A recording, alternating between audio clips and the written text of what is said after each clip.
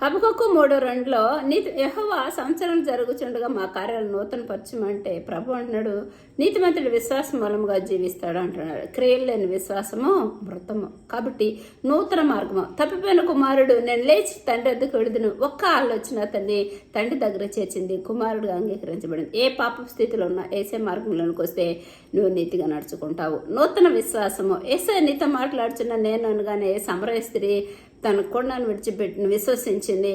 తన కొండను విడిచిపెట్టి రక్షణ స్వార్థలోకి వెళ్ళింది. కాబట్టి ఏసై దగ్గరకు వస్తే సత్యాన్ని గ్రహించి సర్వసత్యంలో నడిపించబడతాం. నూతన జీవం. 12 సంవత్సరాల రక్తస్రావం కలిగిన ఒక స్త్రీ ఆయన వస్త్రం ముడితే నేను స్వస్థపడతాను అనుకుంది. వస్త్రం ముట్టింది. నూతన జీవంలోకి స్వస్థత పొందింది. కాబట్టి ఏ స్థితిలో ఉన్నావో ఏసై దగ్గరకు వచ్చినట్లయితే విమోచన దొరుకుతుంది. విశ్వసిస్తే అభివృద్ధి పొందుతావు. నూతన కార్యాలను చూడగలుగుతావు. కాబట్టి అందుకే ఏసై నేనే మార్గం సత్యం జీవం అంటున్నాడు.